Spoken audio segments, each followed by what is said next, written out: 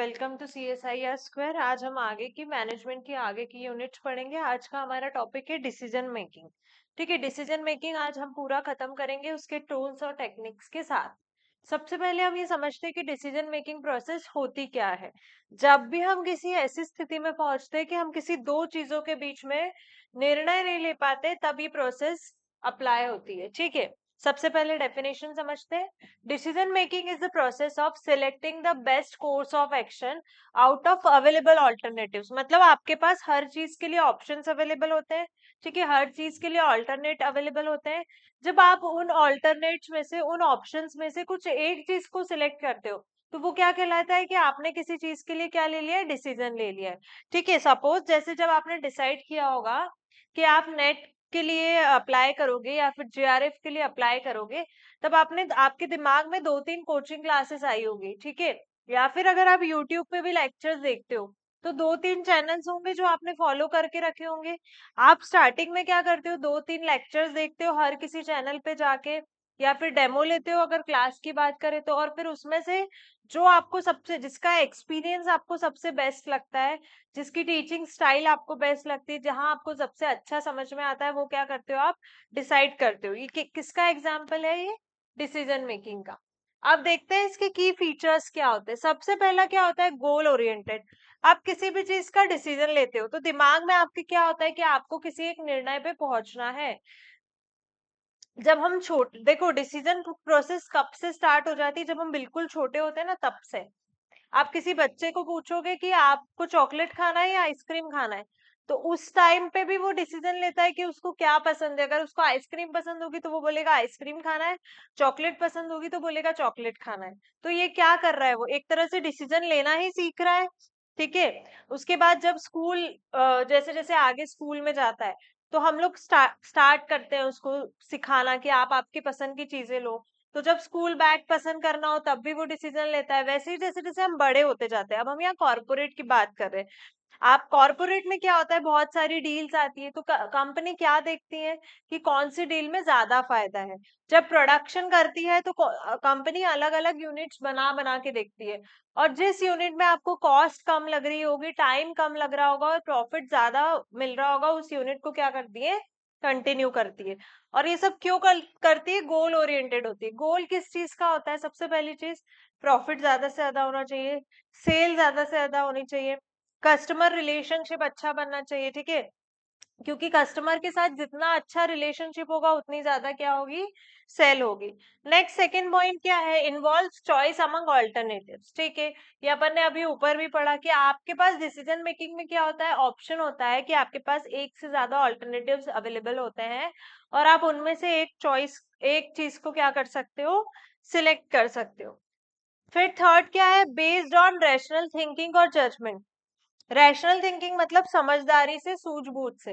ठीक है, क्या आप ऐसे ही फ्लो में किसी चीज, बड़ी चीज का डिसीजन ले सकते हो, नहीं ले सकते। एक ऑर्गेनाइजेशन में तो बिल्कुल भी नहीं ले सकते। ठीक है, आपके पास इतनी रैशनलिटी होनी चाहिए, प्रॉपर थिंकिंग होनी चाहिए, आपके अंदर कैपेबिलिटी होनी चाहिए कि आप चीजों को जज करके और उस बेसिस पे क्या कर सको, डिसीजन ले सको।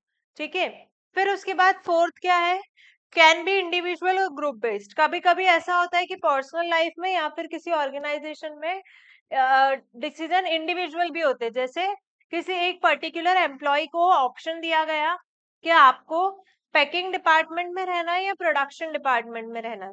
ठीक है, अगर आप प्रोडक्शन डिपार्टमेंट में रहे तो आपका टाइम रहेगा 7 से 4, और अगर आप पैकिंग डिपार्टमेंट में चले गए तो आपका टाइम रहेगा 9 से 6।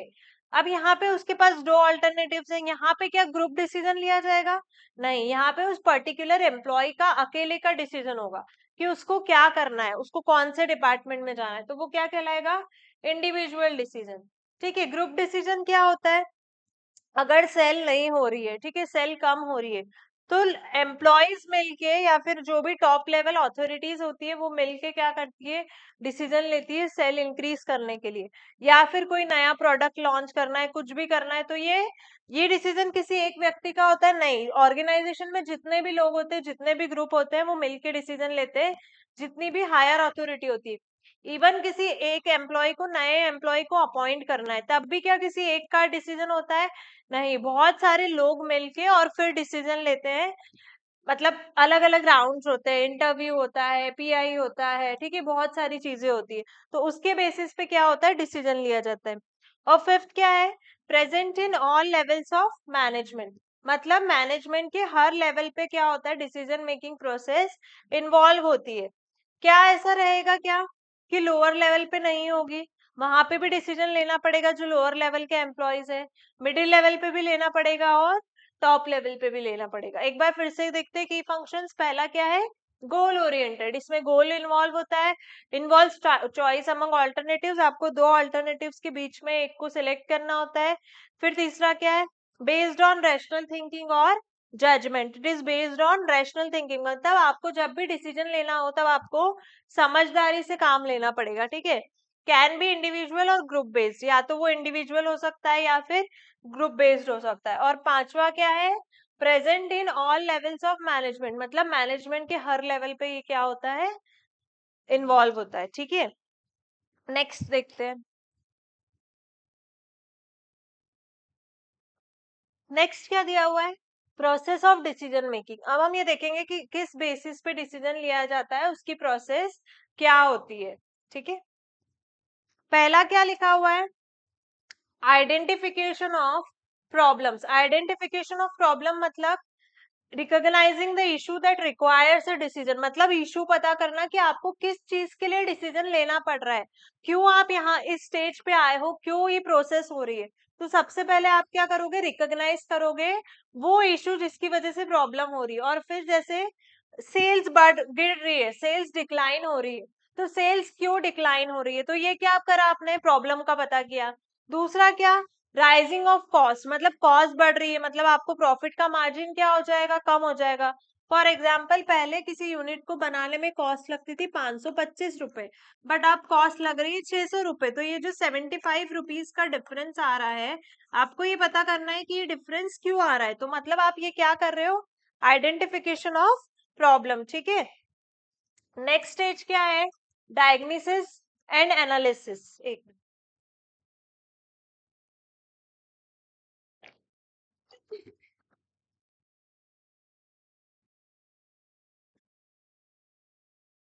डायग्नोसिस एंड एनालिसिस मतलब क्या होता है, analysing the causes of problem, की कॉज किसकी वजह से प्रॉब्लम हो रहा है, ठीक है। और फिर क्या करना, उसके लिए collective data and action create करना। अब जैसे यहाँ पे मैंने एग्जांपल दिया था कि सेल्स डिक्लाइन हो रही है, तो यहाँ पे आप क्या करोगे, पता करोगे कि मार्च स्टार्टिंग से पता करोगे कि अप्रैल मंथ में कितनी सेल हुई थी, ठीक है, और तब कॉस्ट क्या आ रही थी, मई में कितनी सेल हुई थी, ठीक है, जून में कितनी सेल हुई थी। आप ऐसे पूरे साल भर की सेल पता करोगे, ठीक है। और फिर कब से डिक्लाइन होने लगा, आप मतलब यहाँ पे क्या कर रहे हो, एक डेटा कलेक्ट कर रहे हो और उसके बेसिस पे क्या कर रहे हो, प्रॉब्लम को अंडरस्टैंड कर रहे हो। आया समझ में? डायग्नोसिस एंड एनालिसिस का मतलब क्या होता है, understanding the causes of the problem and on the basis of that collection of the data and taking the decision on that, on the based on that data, ठीक है। Third क्या होता है, development of alternatives. Development of alternatives में क्या आएगा, generating possible solutions. क्या आएगा इसमें,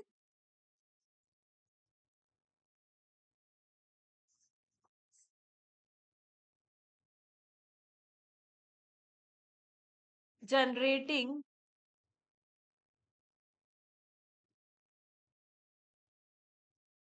पॉसिबल सॉल्यूशंस,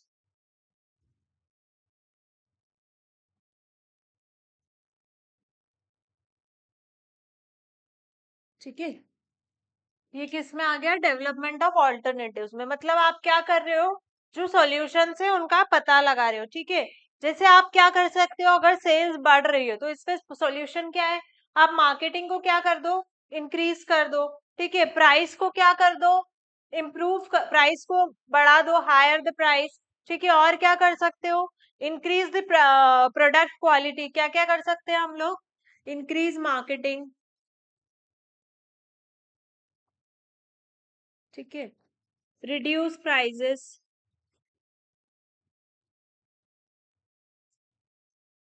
ठीक है, इंक्रीज प्रोडक्ट क्वालिटी,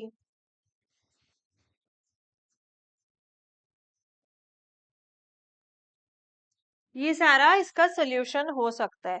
ठीक है, फोर्थ क्या है, इवेल्युएशन ऑफ ऑल्टरनेटिव्स। ठीक है, कम इसमें आपको क्या करना है, ऑप्शंस को क्या करना है, कंपेयर करना है। किसके बेसिस पे, कॉस्ट के बेसिस पे, बेनिफिट के बेसिस पे, रिस्क इन्वॉल्व है उसके बेसिस पे। ठीक है, इसमें क्या, इस स्टेज में हम लोग क्या करना है, कंपेयर दी ऑप्शंस। किस बेसिस पे करना है, based on risk, cost, benefit, etcetera. मतलब आपके पास जो भी अल्टरनेटिव अवेलेबल है, तो आप इसमें पता करोगे कि किसमें रिस्क कम है। ठीक है, उस अल्टरनेटिव को चूज करोगे। किसकी कॉस्ट कम है उसको चूज करोगे।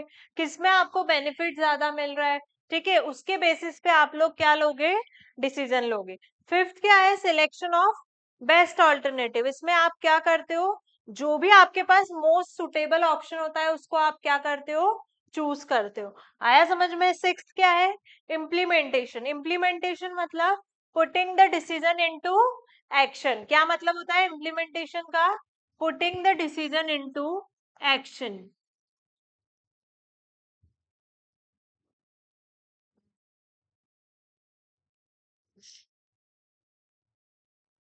ठीक है, उसको बोला जाता है इम्प्लीमेंट करना। मतलब आपने यहाँ तक जो भी प्रोसेस करी है, जो भी डिसीजन लिया है, उसको आप क्या करने लग जाते हो, इम्प्लीमेंट करने लग जाते हो। और लास्ट क्या होता है, रिव्यू एंड फीडबैक।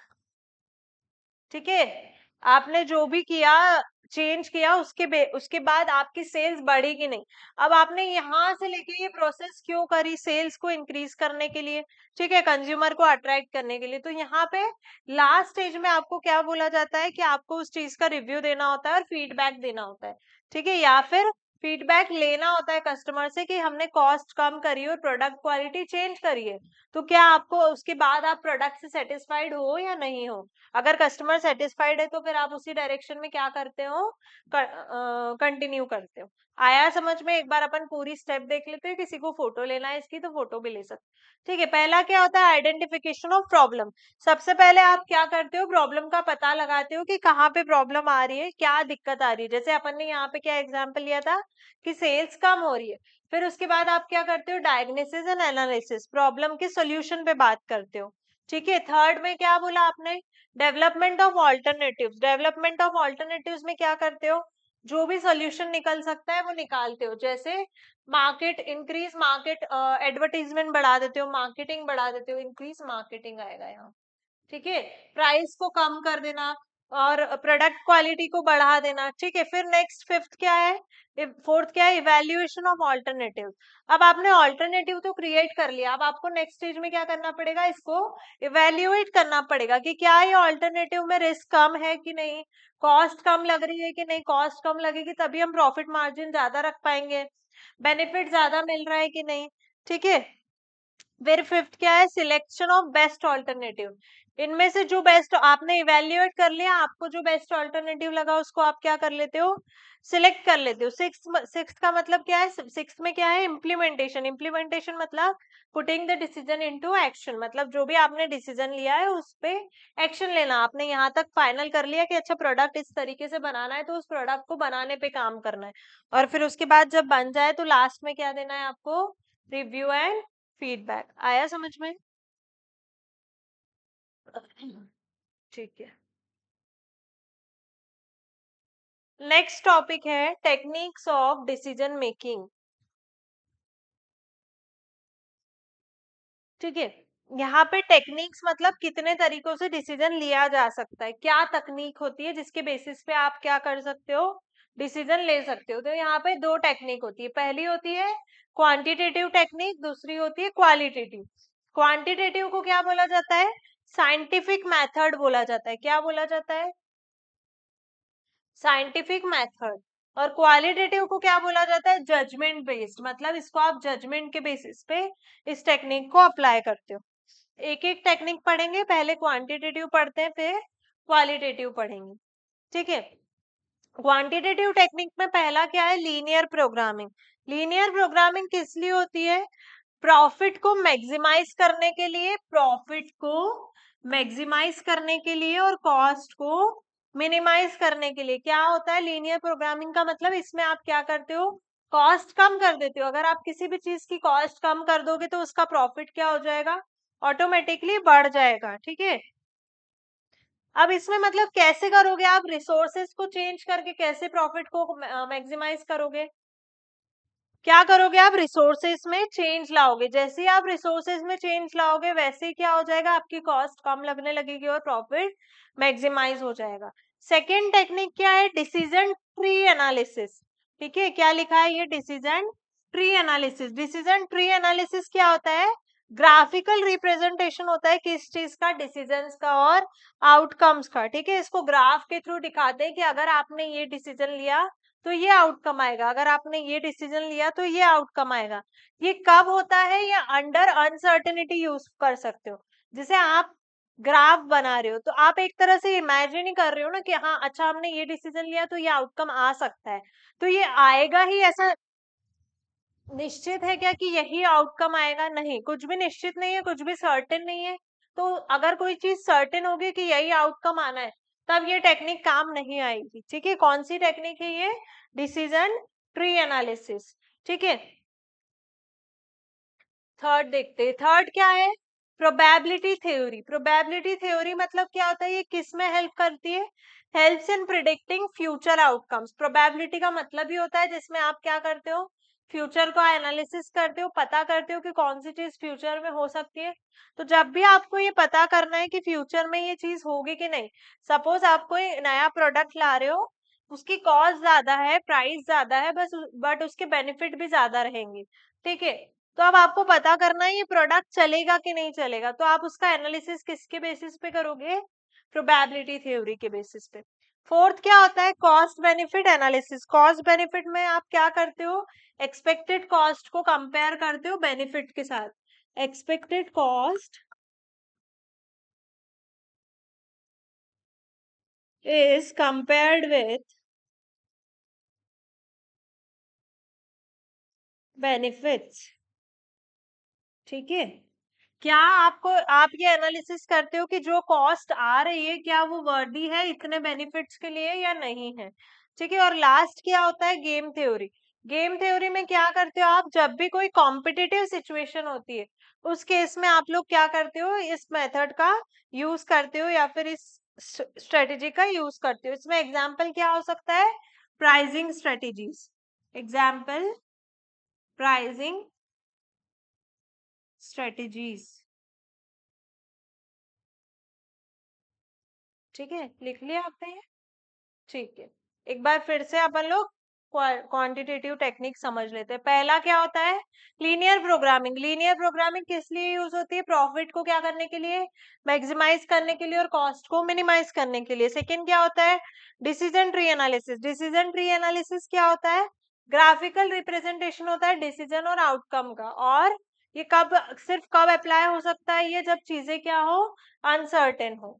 ठीक है, नेक्स्ट क्या होता है, प्रोबेबिलिटी थ्योरी। प्रोबेबिलिटी थ्योरी कब यूज होती है, जब आपको क्या करना हो, फ्यूचर को क्या करना हो, प्रेडिक्ट करना हो। ठीक है, कॉस्ट बेनिफिट में आप क्या करते हो, एक्सपेक्टेड कॉस्ट को कंपेयर करते हो किसके साथ, बेनिफिट्स के साथ, और आपको लगता है कि अच्छा इतने कॉस्ट में इतना बेनिफिट मिल रहा है जो कि सफिशियंट है, तो फिर आप ओके करते हो। गेम थ्योरी का यूज होती है कॉम्पिटिटिव सिचुएशन में, जैसे इसका एग्जाम्पल अपन ने क्या देखा, प्राइसिंग स्ट्रेटेजीज। ठीक है, अब अपन देखते हैं क्वालिटेटिव थ्योरी।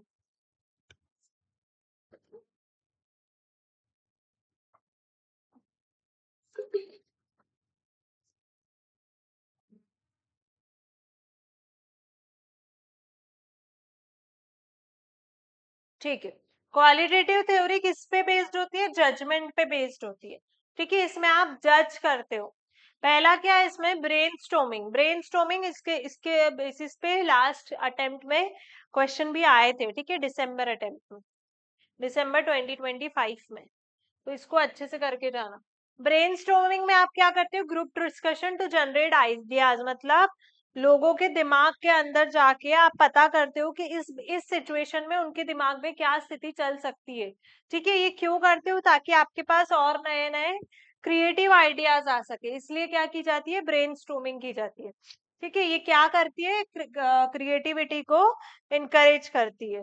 ठीक है, सॉरी। नेक्स्ट क्या है, डेल्फी टेक्निक। डेल्फी टेक्निक क्या करती है, experts give opinions anonymously. Delphi technique में क्या होता है, कुछ एक्सपर्ट्स, आप एक डिसीजन लेते हो, ठीक है, किसी भी चीज को लेके, सपोज आप एक प्रोडक्ट लॉन्च कर रहे हो, आपने वो प्रोडक्ट का पूरा एबीसीडी एक फ्लो चार्ट बना के एक्सपर्ट्स के पास भेज दिया। अब एक्सपर्ट्स क्या करेंगे, आपने अलग अलग एम्प्लॉयज को बोला कि आप लोग नए नए आइडियाज लेके आओ इस प्रोडक्ट को बनाने के लिए। उसमें से आपने 5 आइडिया सिलेक्ट किए, वो 5 आइडिया आपने किसी एक्सपर्ट्स के पास भेज दिए। एक्सपर्ट्स क्या करेंगे, उस पे ओपिनियंस देंगे अपने।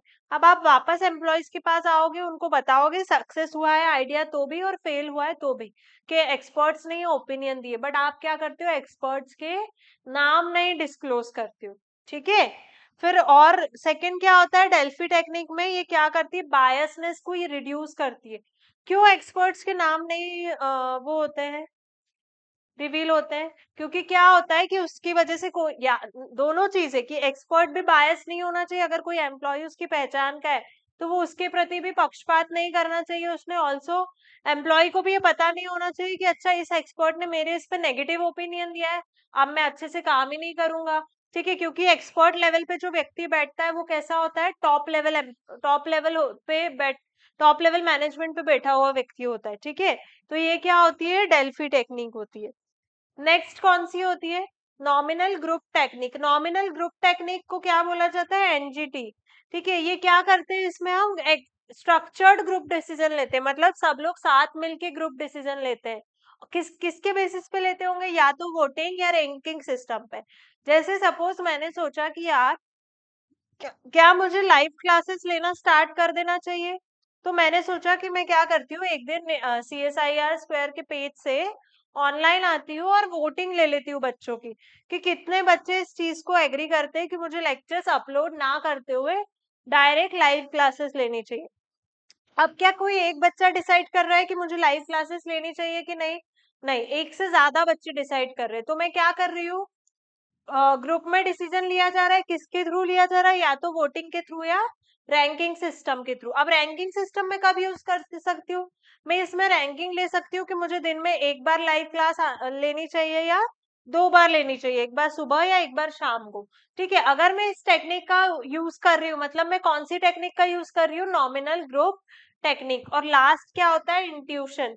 इंट्यूशन का मतलब हम लोग सभी समझते हैं कि हम लोग डिसीजन किस बेसिस पे लेते हैं, या तो एक्सपीरियंस के बेसिस पे या फिर गट फीलिंग के बेसिस पे।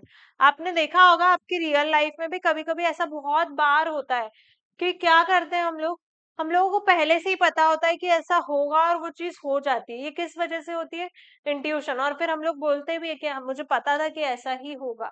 जैसे अगर हमने पढ़ाई करी है और हमको पता होता है कि हम एग्जाम के, अगर हमने साल भर पढ़ाई करी है और एग्जाम के एक दिन पहले हम नहीं भी पढ़ पाए किसी वजह से, किसी फ्रेंड के बर्थडे में चले गए, ठीक है, पेरेंट्स बोलते हैं आप लोगों ने पढ़ाई नहीं करी, आपका रिजल्ट अच्छा नहीं आएगा। बट आप लोगों को, अगर आपने स्टार्टिंग से पढ़ाई करी, तो आप लोगों को पता होता है कि हाँ आपका नेट तो ठीक है, JRF भी क्या हो जाएगा, क्लियर हो जाएगा। तो ये क्या है, आपका एक्सपीरियंस है, क्योंकि आपने पढ़ रखा है। ठीक है, ये हो गई हमारी टेक्निक्स, एक बार और चारों समझ लेते हैं। पहला है ब्रेनस्टॉर्मिंग। ब्रेनस्टॉर्मिंग में आप क्या करते हो, क्रिएटिव आइडियाज को एनकरेज करते हो। मतलब आप क्यों ये करते हो, ताकि आप लोगों के दिमाग में जो भी क्रिएटिव आइडियाज आ रहे हैं उनका यूज कर सको। सेकंड क्या होता है, डेल्फी टेक्निक। डेल्फी टेक्निक्स में क्या होता है, एक्सपर्ट्स ओपिनियन देते हो और वो एक्सपर्ट्स का नाम रिवील नहीं किया जाता है। ठीक है, ये क्या करती है, बायसनेस को, पक्षपात को रिड्यूस कर देती है ये टेक्निक। ठीक है, नेक्स्ट कौन सी टेक्निक है, NGT technique, nominal group technique. ठीक है, ये क्या करती है, structured group decision making method होती है ये एक तरह से। इसमें क्या होता है, वोटिंग या रैंकिंग के बेसिस पे आप डिसीजन लेते हो। और फोर्थ कौन सी होती है, इंट्यूशन। ये किस पे बेस्ड होती है, एक्सपीरियंस के बेसिस पे और गट फीलिंग के बेसिस पे। ठीक है, नेक्स्ट क्या है, tools of decision making. Tools में क्या आता है, सबसे पहले कि टूल्स मतलब किन किन तरीकों से आप डिसीजन ले सकते हो। सबसे पहला होता है स्वॉट एनालिसिस। स्वॉट एनालिसिस का फुल फॉर्म क्या होता है, मैंने लास्ट लेक्चर में भी बताया था। SWOT, S फॉर स्ट्रेंथ, ठीक है, W फॉर वीकनेस, ठीक है, O फॉर अपॉर्चुनिटी और T फॉर थ्रेट, ठीक है। मतलब बिजनेस क्या करता है, डिसीजन लेता है किसके बेसिस पे, उसकी स्ट्रेंथ के बेसिस पे, उसकी वीकनेस के बेसिस पे, अपॉर्चुनिटी और थ्रेट के बेसिस पे, ठीक है। अगर वो कोई नया प्रोडक्ट लॉन्च कर रहा है या फिर कोई नई ब्रांच लॉन्च कर रहा है, तो वो क्या करेगा, स्वॉट एनालिसिस करेगा। सपोज उसकी स्ट्रेंथ क्या हो गई, लोकेशन, उसने जिस लोकेशन में बिजनेस डाला है उस लोकेशन में बिजनेस चलेगा ही चलेगा, ठीक है। वीकनेस क्या हो गई, वहां पे और क्या है, क्या हो सकती है वीकनेस, बताओ मुझे। एक मिनट, ये चार्ज।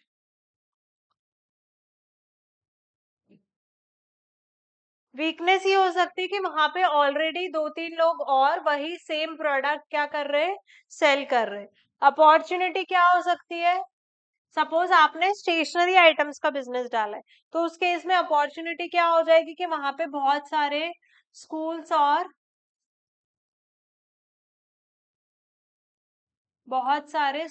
और कॉलेजेस हैं, ठीक है। तो ये आपके लिए क्या हो जाएगी, अपॉर्चुनिटी। और थ्रेट क्या हो जाएगा, कॉम्पिटिटर, ठीक है। तो इस बेसिस पे कोई भी बिजनेसमैन क्या करता है, अपना एनालिसिस करता है। अब नेक्स्ट क्या है, पेस्टल एनालिसिस। पेस्टल का फुल फॉर्म क्या होता है, पॉलिटिकल, मतलब सारी चीजें देखता है क्या, इधर कोई, अगर कोई भी नया बिजनेस स्टार्ट करने जा रहे हो तो आप क्या देखोगे सबसे पहले, कि पॉलिटिकल चीजें तो इन्वॉल्व नहीं है वहां पर, ठीक है। फिर ई से क्या होता है, इकोनॉमिकल, ठीक है, आपको सारी चीजें इकोनॉमिकली अवेलेबल है कि नहीं। सोशल, टी फॉर, क्या होता है टी फॉर, टेक्नोलॉजिकल, ठीक है, एल फॉर लीगल और ई फॉर इन्वायरमेंटल, ठीक है। ये होता है पेस्टल एनालिसिस, ठीक है। P for political, E for economical, S for social, D for technological, L for legal और ई फॉर इन्वायरमेंटल। जब ये सारे क्राइटेरिया फुलफिल हो जाते हैं, यहाँ से आपको पता चलता है कि कोई भी प्रॉब्लम नहीं आ रही है डिसीजन लेने में, तो आप क्या करते हो, नेक्स्ट स्टेप पे जंप करते हो, ठीक है। नेक्स्ट क्या होता है, पेरेटो एनालिसिस। पेरेटो एनालिसिस मतलब क्या होता है, इसमें 80-20 का रेशियो होता है, ठीक है। आप किस पे फोकस करते हो, आप 80 पे फोकस करते हो, मतलब ऐसे फैक्टर्स पे फोकस करते हो जो आपको ज्यादा से ज्यादा प्रॉफिट अर्न करके दे रहे हैं, ठीक है। या फिर आप ये पता करते हो कि ऐसे कौन से फैक्टर्स है जो ज्यादा प्रॉब्लम क्रिएट कर रहे हैं। क्यों आप उन फैक्टर्स पे फोकस करोगे जो आपको प्रॉब्लम क्रिएट करके देंगे, क्योंकि आप जब प्रॉब्लम का पता लगा पाओगे तभी आप उन प्रॉब्लम्स को दूर कर पाओगे, और तभी बिजनेस क्या होगा, स्मूथली और ज्यादा इफिशिएंटली ग्रो कर पाएगा। तो ये क्या होता है, पेरेटो एनालिसिस। नेक्स्ट क्या होता है, डिसीजन मैट्रिक्स। डिसीजन मैट्रिक्स में क्या करते हो आप, अभी जो अपन ने वैसे ही पढ़ा, पीछे जो अपन ने टेक्निक्स पढ़ी थी उसमें भी पढ़ा, इसमें भी क्या करते हो आप, इवेल्युएट करते हो ऑल्टरनेटिव्स को। आप पता करते हो कि क्या ज्यादा, अपना जो ऑल्टरनेटिव है वो ज्यादा प्रॉफिट दे रहा है, तो आप उस पर शिफ्ट कर जाते हो, ठीक है। उसके बाद फिफ्थ क्या होता है, break even analysis. Break even analysis का मतलब होता है नो प्रॉफिट नो लॉस। ये सिचुएशन कब आती है, जब कोई भी न्यू स्टार्टअप होता है, ठीक है। तो आपको स्टार्टिंग में क्या लगता है कि आपको भले ही प्रॉफिट ना हो, बट आपको लॉस भी नहीं होना चाहिए। एटलीस्ट आपने जितनी कॉस्ट लगाई है, कॉस्ट इंसर्ट की, उतनी तो भी रिकवर हो जाए। मतलब इस स्टेज पे क्या होता है, आपकी कॉस्ट रिकवर हो चुकी होती, मतलब जितना कैपिटल आपने बिजनेस में लगाया होता है वो पैसा आपको वापस मिल जाता है, ठीक है। अभी हमने देखते हैं, फिर से एक बार रिविजन कर दें। टोटल कितने टूल्स होते हैं डिसीजन मेकिंग में, 5 टूल होते हैं। पहला कौन सा होता है, स्वॉट एनालिसिस। स्वॉट एनालिसिस का full form strength, weakness, opportunity, threat. Next होता है पेस्टल एनालिसिस। पेस्टल एनालिसिस का full form political, economical, social, technological environmental और लीगल, ठीक है। आप इन इन चीजों को एनालिसिस करते हो और उसके बेसिस पे आपका डिसीजन लेते हो। नेक्स्ट थर्ड क्या होता है, पेरेटो एनालिसिस। पेरेटो एनालिसिस में आप क्या करते हो, 80-20, आप फोकस करते हो उन की फैक्टर्स पे जो ज्यादा से ज्यादा प्रॉब्लम क्रिएट कर रहे हैं। क्यों ऐसा, ताकि आप उनका सोल्यूशन निकाल पाओ और ऑर्गेनाइजेशन स्मूथली वर्क कर सके, आपका प्रोडक्ट की सेल ज्यादा से ज्यादा हो। फोर्थ क्या होता है, डिसीजन मैट्रिक्स। डिसीजन मैट्रिक्स में आप क्या करते हो, ऑल्टरनेटिव्स को इवेल्युएट करते हो और उसके बेसिस पे डिसीजन लेते हो। और लास्ट होता है break even analysis. Break even analysis में आप क्या करते हो, नो प्रॉफिट नो लॉस पे काम करते हो, ना आपको प्रॉफिट हो रहा होता है ना लॉस हो रहा होता है। ठीक है, आज हमने एक टॉपिक पूरा खत्म किया है, डिसीजन मेकिंग। इसके आगे का हम मैनेजमेंट का नेक्स्ट लेक्चर में पढ़ेंगे। अगर आप ऑनलाइन लेक्चर लेना चाहते हो तो हमारा ऐप है CSIR स्क्वायर और उसकी वेबसाइट भी है, वहां जाके आप कांटेक्ट कर सकते। Thank you very much.